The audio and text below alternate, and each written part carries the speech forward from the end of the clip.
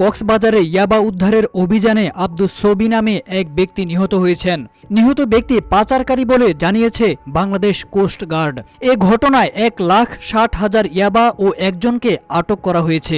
নিহতের পরিবারের অভিযোগ, মার ধরে নিঃশ্বাস বন্ধ করে মারা হয়েছে তাকে। আব্দুস ছবি শাহপুরীর দ্বীপ ডাঙ্গরপাড়ার মৃত মোহাম্মদ সৈয়দের ছেলে। শনিবার সকাল 11টার দিকে টেকনাফে শাহপুরীর দ্বীপে সাগরে ইয়াবা উদ্ধার ও এক পাচারকারী নিহতের বিষয়ে বাংলাদেশ কোস্ট গার্ডের মিডিয়া কর্মকর্তা লেফটেন্যান্ট কমান্ডার মোহাম্মদ সিয়ামুল হক এসব তথ্য নিশ্চিত করেছেন। সিয়ামুল হক জানান, গোপন সংবাদে মিয়ানমার থেকে ট্রলারে চোরা কারবারিদের একটি মাদকের চালান পাচারের খবরে বাংলাদেশ কোস্ট গার্ড অভিযানে যায়। মাদক নিয়ে শাহপুরীর দ্বীপ মাঝের পাড়া নৌঘাট দিয়ে প্রবেশকালে কোস্ট গার্ডের টহল ওই বোটটিকে থামার সংকেত দেয়, কিন্তু সংকেত অমান্য করে নৌকা থেকে ঝাঁপ দিয়ে পালাতে শুরু করে কারবারিরা।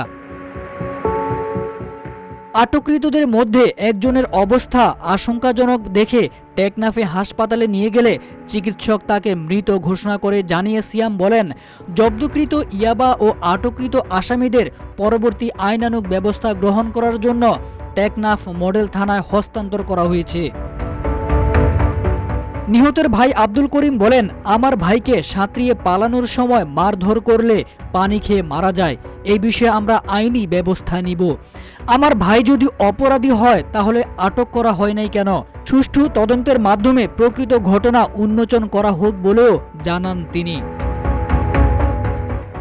এ বিষয়ে টেকনাফ উপজেলা স্বাস্থ্য কমপ্লেক্স সূত্রে জানা যায়, দুপুর 2টার দিকে এক ব্যক্তিকে হাসপাতালে নিয়ে আসার আগে তার মৃত্যু হয়।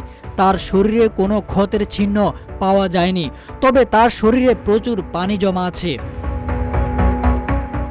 টেকনাফ মডেল থানা সূত্রে জানা যায়, মৃত ব্যক্তির লাশ ময়নাতদন্তের জন্য কক্সবাজারের মর্গে পাঠানো হয়েছে। তারেক আজিজ খান, রূপালী বাংলাদেশ।